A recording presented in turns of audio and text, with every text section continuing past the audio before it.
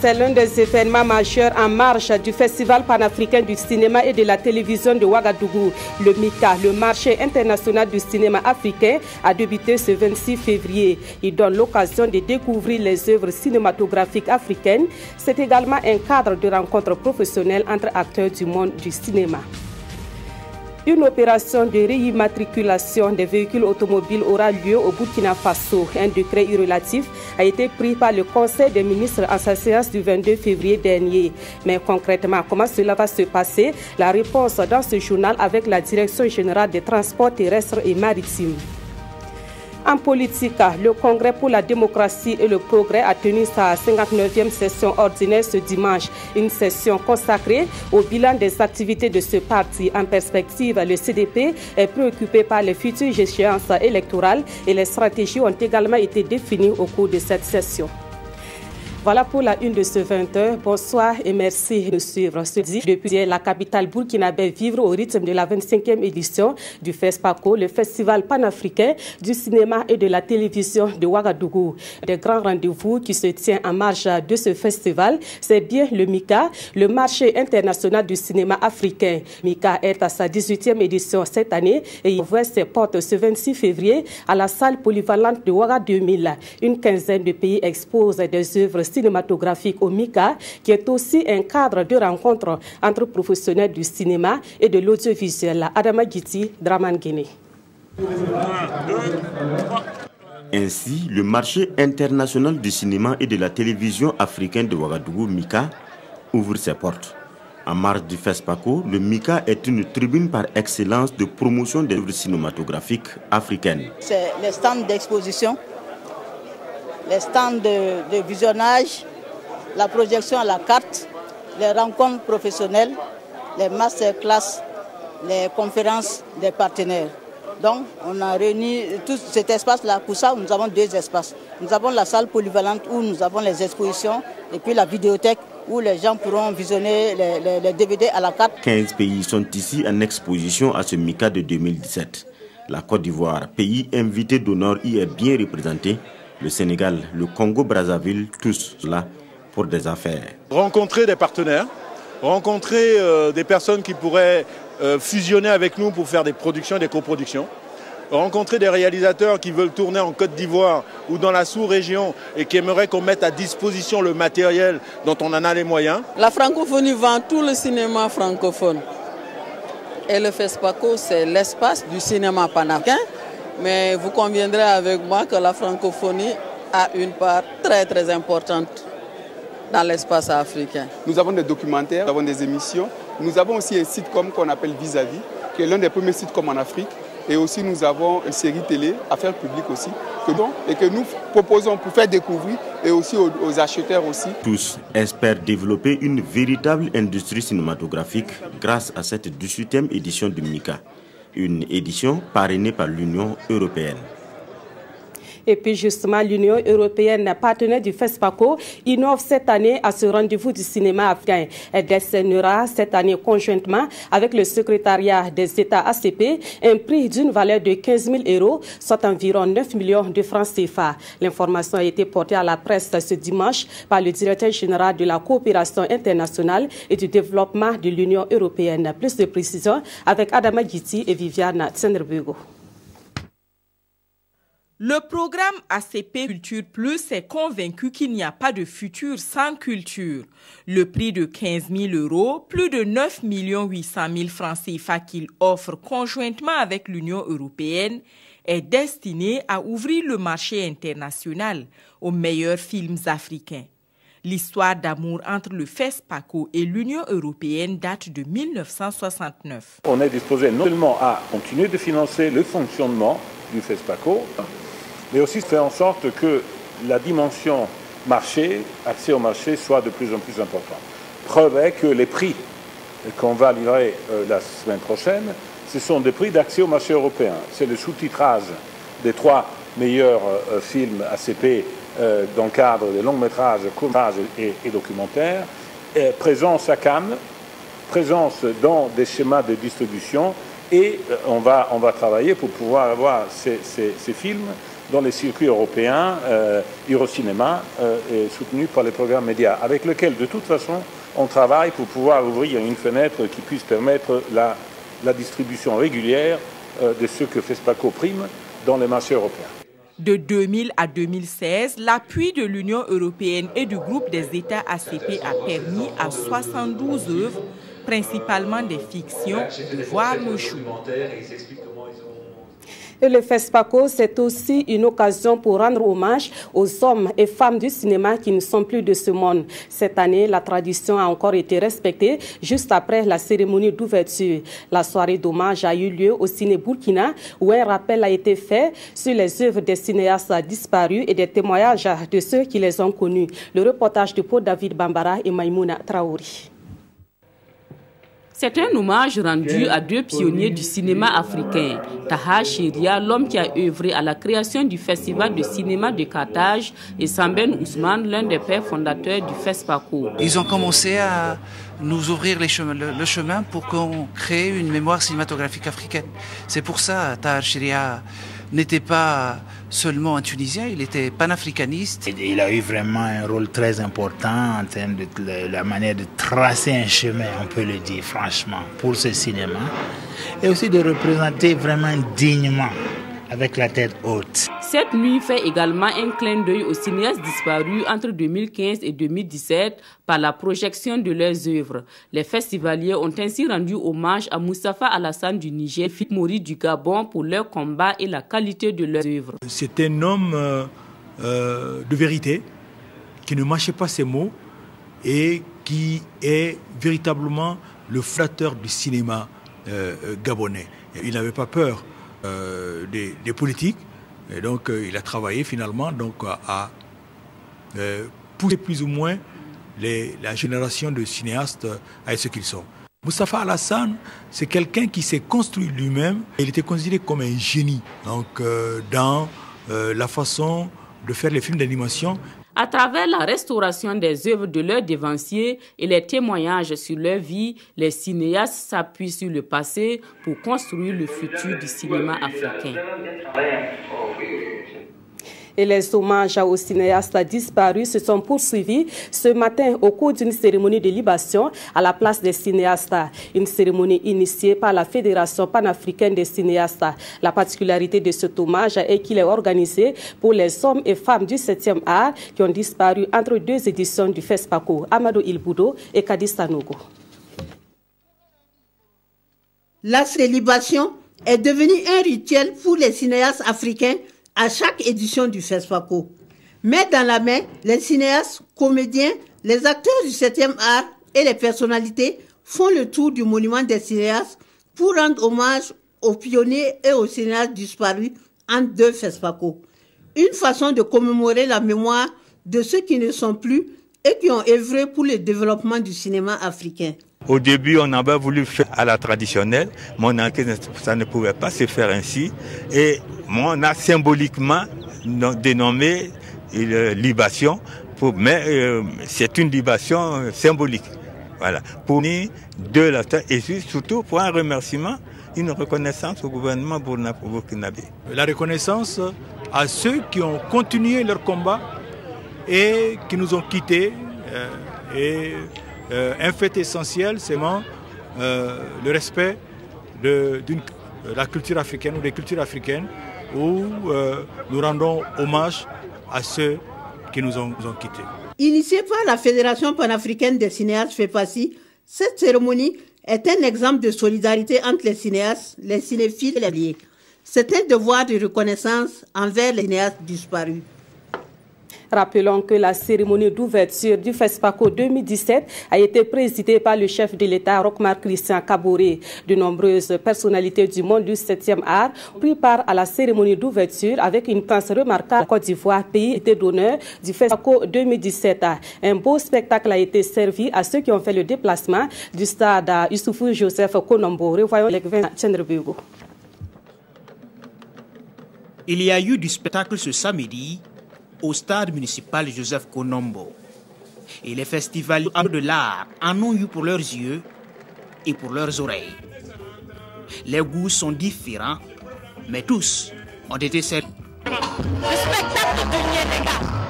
Ils font un spectacle avec les chevaux qui reflète l'image des Étalons, l'image du Burkina Faso, l'histoire de la princesse Nyenenga.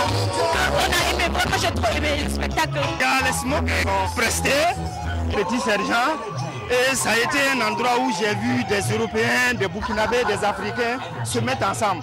C'est le message que j'ai retenu de ce FESPACO. Toutes les couleurs étaient ici. C'est ma première fois ici. J'attendais cette occasion depuis des années parce que ça fait 2 années que je suis au Burkina, mais comme c'est de 2 années en 2 années, mais c'est moule et surtout on a eu la possibilité de descendre au milieu, donc j'aime beaucoup. Ça m'a plu un peu l'ambiance surtout et après Alpha Blondy, je suis là pour lui parce que je l'admire beaucoup. Une fois encore, le FESPACO a été la tribune par excellence pour l'expression de l'art et de la culture africaine dans toute diversité. Autre point de l'actualité, une opération de réimmatriculation des véhicules automobiles aura lieu bientôt au Burkina Faso. Un décret relatif a été pris des ministres en sa séance du 22 février dernier. Le gouvernement justifie cette décision par des insuffisances constatées dans l'ancien système d'immatriculation des véhicules. Mais qu'est-ce qui va concrètement changer dans la réimmatriculation des véhicules au Burkina Faso? La Direction générale des transports terrestres et maritimes apporte des éléments de réponse dans cet élément signé Daouda Ouattara, Fanta Kando et Ismaël Diloma Sirima. Le système d'immatriculation au Burkina date de 1995.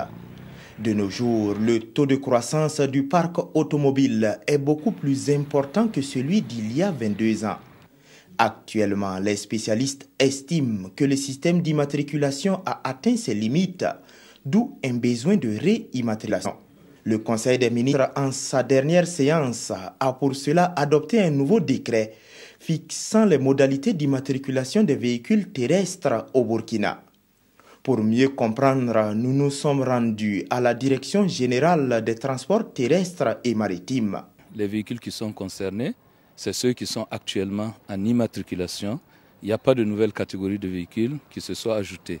C'est donc les vélomoteurs, les motocyclettes, les cycles, les quadricycles à moteur, les véhicules automobiles, les camions, les cars, les remorques et les semi-remorques. Cette opération de réimmatriculation devrait permettre d'adapter le système à la demande et de le moderniser. Des changements vont donc s'opérer aussi bien sur le fond que sur la forme des plaques d'immatriculation.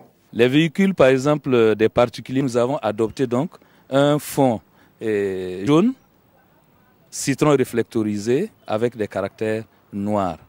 Lorsque vous allez voir circuler aujourd'hui les véhicules avec les plaques, le numéro d'immatriculation va commencer par un numéro d'ordre à 4 chiffres. La lettre A est réservée pour les véhicules de l'État et des établissements publics à caractère administratif.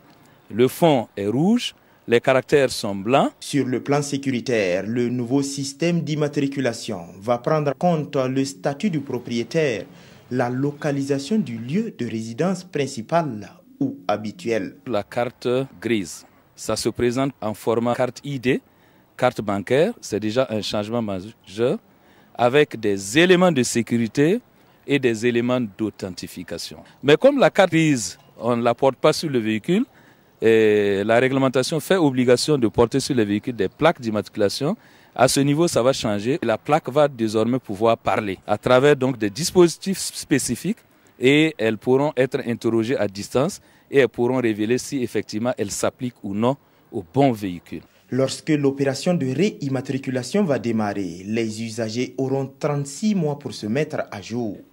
Et selon Jean-Claude Zongo, passé ce délai, les propriétaires des véhicules et engins qui ne sont pas en règle recevront des contraventions. Et puis cette bonne nouvelle pour ceux qui veulent sortir du tabagisme. Un centre de sevrage tabagique existe désormais au Burkina Faso et c'est d'ailleurs le tout premier en Afrique de l'Ouest. Cet espace a vu le jour grâce au partenariat entre le ministère de la Santé et l'agence Expertise France. Environ 260 millions de francs CFA ont été mobilisés pour la réalisation du centre de sevrage tabagique dont l'inauguration est intervenue le 24 février dernier. Amadou Ilboudo et Kadi Sanogo. Le tout premier centre de sevrage tabagique d'Afrique de l'Ouest est fonctionnel. Et c'est Ouagadougou qui abrite ce cadre de référence. L'unité hospitalière d'aide au sevrage tabagique, créée dans le cadre du projet Vusongo, ou bien respirer en langue morée, est le fruit du partenariat entre l'agence Expertise France et le ministère de la Santé.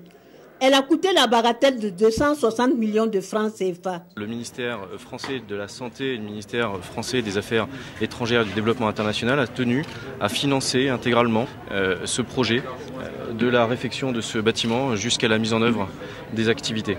Je veux aussi signifier que ces activités, ce n'est pas que de la lutte contre les addictions.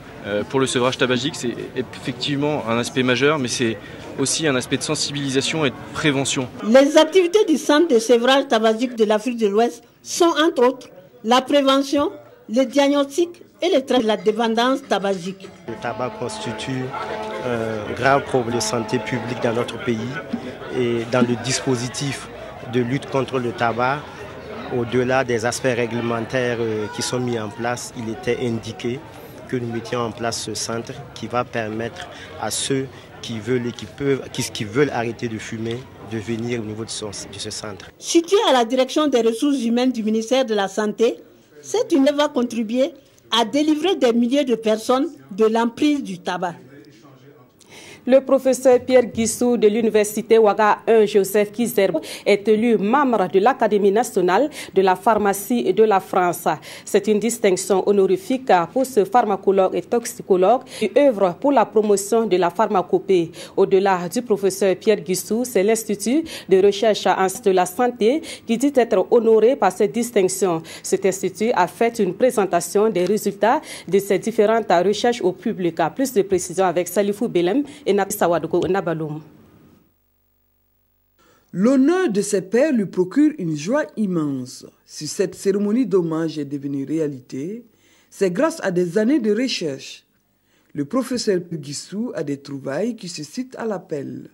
Ce sont entre autres des résultats dans le domaine des phytomédicaments pour la prise en charge de la drépanocytose, le paludisme et l'hypertension artérielle. Des recherches qui lui ont valu une distinction comme membre de l'Académie nationale de pharmacie de France. C'est moi qui ai été à la base de la mise en œuvre de l'école de pharmacie de l'Université de Ouagadougou. Et également, j'ai mis en place la formation spécialisée en pharmacie et l'école doctorale. Depuis 43 ans, c'est mon credo. Au jour d'aujourd'hui, nous avons à notre actif plus d'une cinquantaine de personnes que nous avons formées et qui sont des cadres de ce pays dans cela.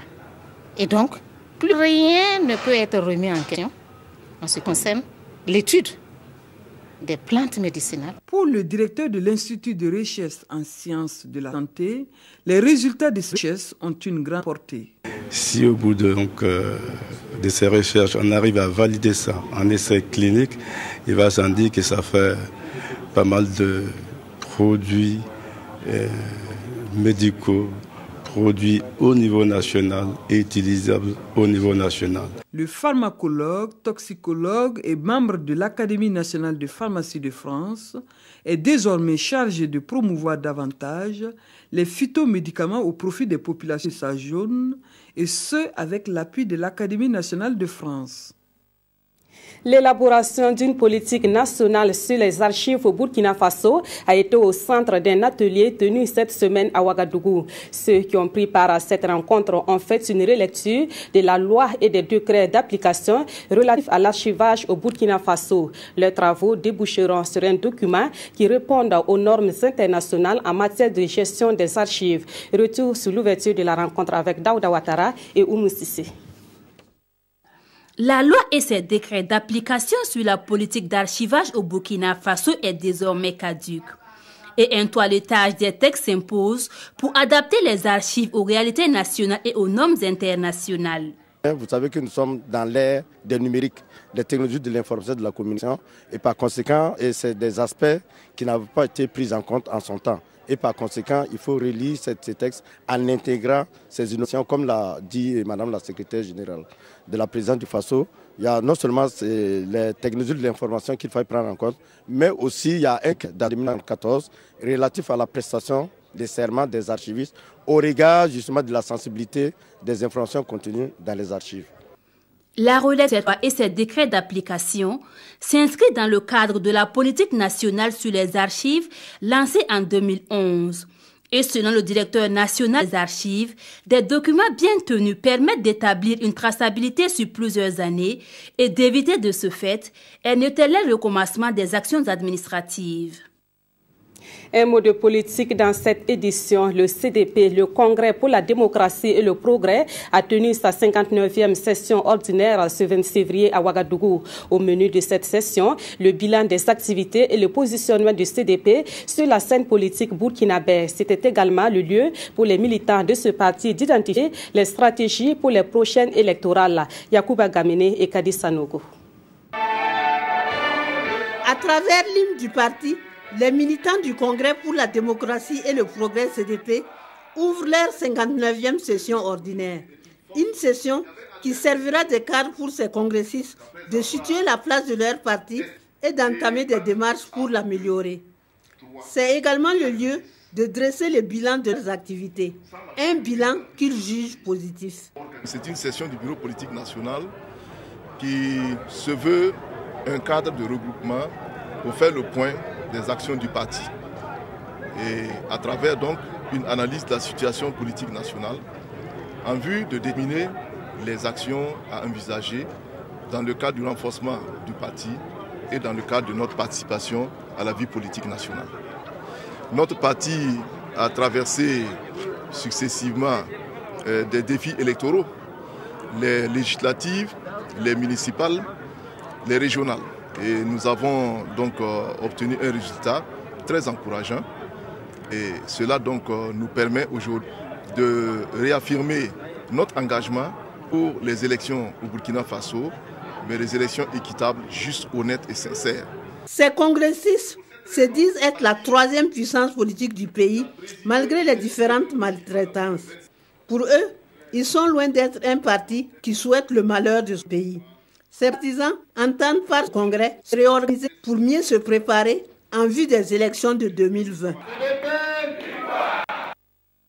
Les ressortissants du Sud-Ouest se préparent à réussir l'organisation de la fête nationale que cette région va abriter cette année. À l'appel du comité régional d'organisation du 11 décembre, qui se sont concertés hier sur le sujet à Ouagadougou. À l'occasion, les ressortissants du Sud-Ouest ont eu des informations sur la souscription pour l'acquisition de parcelles à la Cité des Forces Vives. Le point de la rencontre avec Nongba Kouda et Yolan Lompo. Cette année, c'est la première fois qu'on réalisera une cité du 11 décembre. Et dans cette cité, un certain nombre de parcelles seront destinées aux forces vives. Les conditions d'acquisition de ces parcelles et l'état d'avancement des travaux ont été présentés aux ressortissants de la région du Sud-Ouest résidant à Ouagadougou par le comité régional d'organisation de la fête nationale du 11 décembre à Gawa. 2 sites ont été aménagés à Tonkar et au niveau de la base canadienne. 75 parcelles seront mises en jeu. Au jour d'aujourd'hui, les parcelles sont dégagées, les voies sont ouvertes et rechargées. On est là pour voir comment les attributions de ces parcelles peuvent être faites. Il y a aussi d'autres infrastructures, la gare routière, la salle polyvalente, la piste de défilé et le marché. À ce niveau, tous les marchés ont été donnés. On attend incessamment d'ici fin mars le début des travaux. L'on note déjà la levée de 50 km de riz par l'équipe topographique. À partir du 11 novembre 2017, toutes les instructions devront être achevées. Quant au déblocage des fonds, il est attendu pour la première semaine du mois de mars. Après Ouagadougou, le cap sera mis sur Bobo-Dioulasso, Abidjan et Accra afin de mettre toute la diaspora au même niveau d'information pour que la fête soit belle. Parlons à présent de travail décent, un sujet d'actualité au ministère de la fonction publique, du travail et de la sécurité sociale. Ce ministère veut mettre en place un programme pays pour la promotion du travail décent au Burkina Faso. L'adoption de ce programme devra permettre de stimuler davantage le marché du travail et consolider la protection sociale. La revue finale du programme pays pour la promotion du travail décent a été faite au cours d'un atelier à Ouagadougou. Adama Giti, Nathalie Sawadgo, Nabalou. Assurer à tous les Burkinabés un travail décent qui va leur permettre de s'épanouir, de subvenir à leurs besoins essentiels. C'est tout le sens de cet atelier d'orientation et de planification stratégique du programme pays pour la promotion du travail décent au Burkina Faso. Notre ambition en tout cas, c'est de relever le défi qui est celui de mettre en place au Burkina Faso un véritable programme pays pour le travail décent qui va pouvoir actionner des leviers dans tous les secteurs du travail, de l'économie, que ce soit dans le secteur formel, dans le secteur informel, dans les secteurs de l'industrie, etc. La mise en œuvre de ce programme fait suite à un premier exécuté entre 2012 et 2015, selon le ministre en charge de la fonction publique, et qui a connu des insuffisances.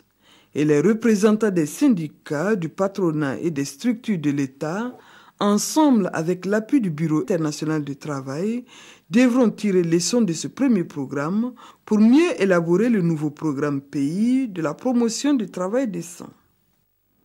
Dans le domaine de l'environnement, un programme dénommé Ressources partagées, solutions communes a été lancé au cours d'un atelier organisé le 21 février dernier dans la capitale burkinabé. La rencontre a été initiée par l'Union internationale pour la conservation de la nature. Ce fut également une occasion pour faire connaître ce programme aux partenaires du Burkina Faso, de même que les activités qui seront menées en 2017. Le reportage de Issa Kafando et Kadi Sanogo.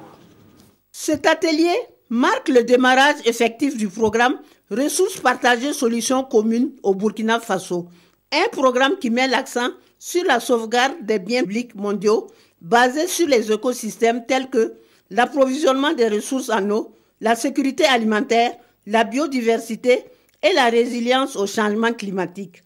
Il sera exécuté dans 16 pays africains à faible revenu et à revenu intermédiaire inférieur dans le Burkina Faso à travers le bassin du Nakambe. Ce programme, c'est un second volet, mais met l'accent sur la place que la société civile pourrait jouer, n'est-ce pas, débloquer ces processus au niveau local, parce que la société civile, en notre sens, est un observateur presque indépendant, n'est-ce pas, qui pourrait appuyer l'activité gouvernementale et aussi au niveau du secteur privé. Et non seulement l'appuyer, mais aussi dénoncer quand il faut et apporter des solutions quand il faut et des solutions républicaines. D'une durée de 5 ans, ce nouveau programme sera mis en œuvre par 3 ONG burkinabés qui ont une longue expérience de collaboration avec l'UECN Pays-Bas. Il s'agit de l'AGED, de l'AGRF Komoé le Rabat et de la Fondation Naturama. Et la protection de l'environnement, mais également l'expérience agricole et l'élevage sont des thématiques qui ont été au cœur de la célébration de la fête coutumière du Lalé Naba Tigré. Cette fête appelée Basga est à sa 27e édition et elle est une occasion pour le Lalé Naba Tigré d'invoquer les ancêtres pour la paix et la quiétude au Burkina Faso. Plusieurs personnalités ont marqué leur présence à cette cérémonie de réjouissance. Le reportage de Dimitri Badini et Bouma Ernest Nebi. Le Lalé Naba commémore son nouvel an à travers cette fête coutumière Basga. Le Basga est à son 27e anniversaire, une célébration qu'il place sous le signe du partage. Ce Basga sous le signe des grâces immenses de Dieu Tout-Puissant et des mains des ancêtres et qui font de moi un élément utile à sa communauté, à sa famille, à son village, à sa commune et à la nation. Parce que j'ai certes le devoir de modestie, mais je dois reconnaître aussi que par la grâce de Dieu et des mains des ancêtres, j'ai aujourd'hui des actions qui dépassent ma province et qui vont s'embrasser sur le plan national. des actions sur le plan culturel, des actions sur le plan du développement. Des corps diplomatiques, des amis personnels et des membres du gouvernement sont venus lui témoigner leur sympathie. C'est l'occasion pour nous de venir communier avec lui, de témoigner notre reconnaissance pour tout ce que lui-même il a fait personnellement. Je souhaite que tout cela se perpétue pour nous-mêmes, pour les générations qui vont nous succéder. Et c'est en cela que je souhaite vraiment une longue vie et beaucoup de chance au Larlé Naba Tigré. À cette fête, le Larlé Naba a fait parler son cœur. Il a offert des vivres à des orphelins et une vingtaine de bons de permis de conduire au conseil municipal de l'arrondissement 2 de la ville de Ouagadougou.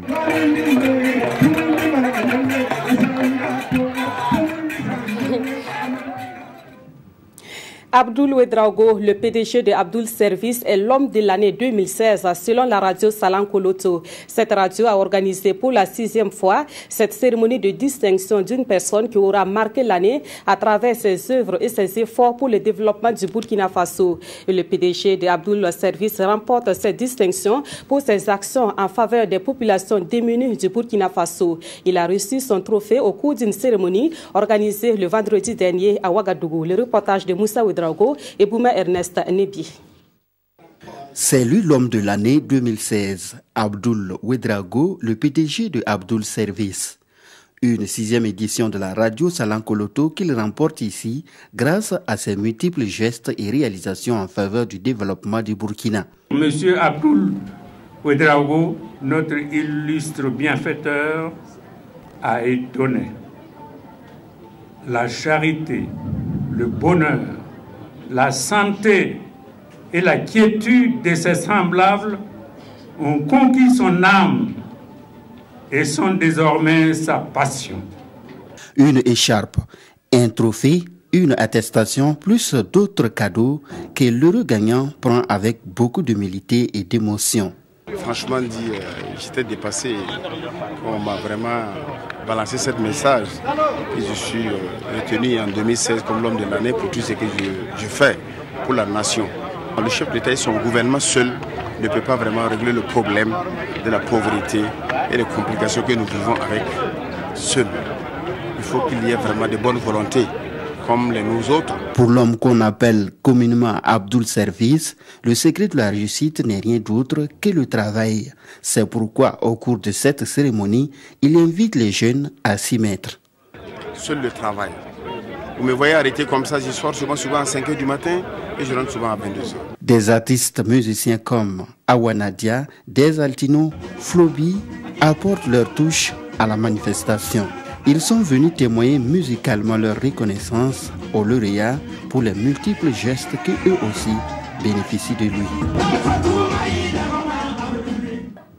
On revient chez nous pour la page sport de ce dimanche. Je reçois Mamadi Ouena. Bonsoir. Bonsoir Nathalie. Alors on va commencer par la 13e journée du championnat national de football de première division avec cette bonne performance des équipes en déplacement. Oui, évidemment, les tournants pour la plupart qui étaient en déplacement ont confirmé leur forme du moment et comme nous allons le voir en image sur le terrain du RCK Luso en blanc et l'USFA en rouge.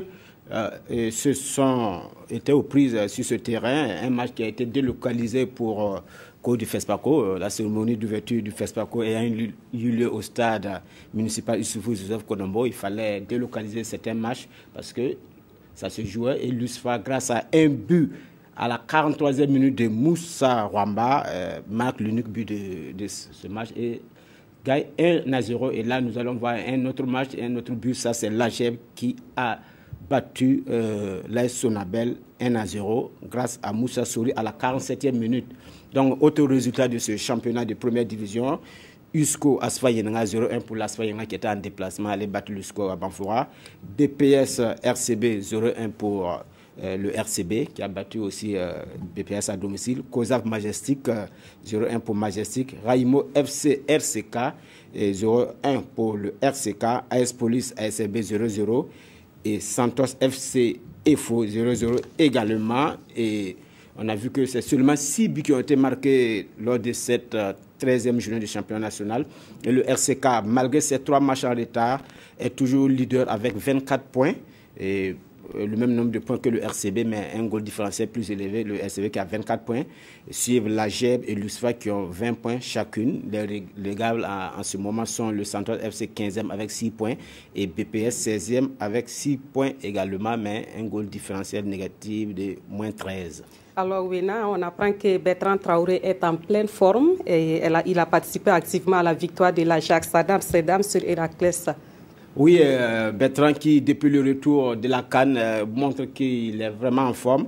Et il y a 2 semaines, alors que nous allons voir les images, il avait fait un slalom, il avait marqué un but. Et ce soir même, il a encore marqué. Et nous allons voir le but. C'est le 4e but de l'Ajax d'Amsterdam qui s'est imposé devant Héraclès Almeno, 4 buts à 1. Et Bertrand qui, à la faveur de ce match, marque son 6e but en 16 matchs avec l'Ajax d'Amsterdam. Alors on va terminer avec du cyclisme avec la Tropicale Amissa Bongo. Oui, le cyclisme, le Gabon qui vient de finir avec la CAN 2017 et maintenant ce pays accueille la Tropicale Amissa Bongo. C'est le Tour du Gabon qui est dénommé ainsi et cette fois-ci c'est la crème du cyclisme africain et international. On a 5 équipes professionnelles et 10 équipes africaines et on peut noter dans ce tour notamment la présence de grands noms comme Thomas Vauclair qui s'est fait un grand nom sur le Tour de France et aussi le meilleur cycliste africain actuellement qui est l'Érythréen Tesfom Okuba Mariam.